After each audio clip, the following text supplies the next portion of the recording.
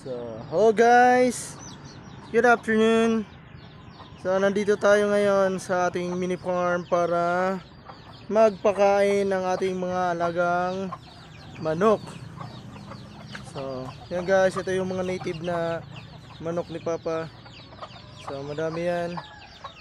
And yung syempre, nandito dito sa loob nito, yung aking mga alagang Rhode Island Red. Ay, nako ka. May so good. May so matapang. Ang tapang-tapang ng isang to, guys. Nako po. So, yan. Nandito guys yung ating mga Rhode Island Red.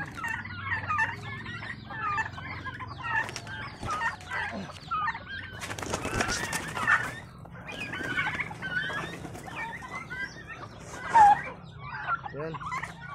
So, andyan sila guys. Pero bago yan, bubuksan natin to. At papasok tayo sa loob.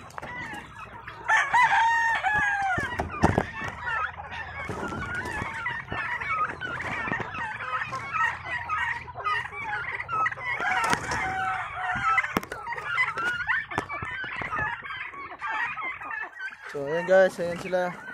Yan yung aking mga alagang Rhode Island Red, tsaka mga pabo. So, yan lang yung mga nakasurvive na mga alaga kong Rhode Island Red at tsaka mga pabo.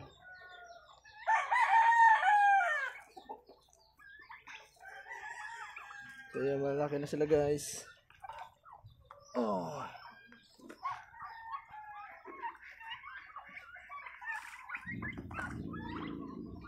So, ayan sila guys.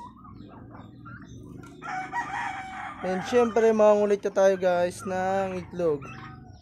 So hanap tayo ng merong itlog dito. So yan, nangingitlog na sila guys. So ito, meron tayong 3 itlog ngayon. Oops.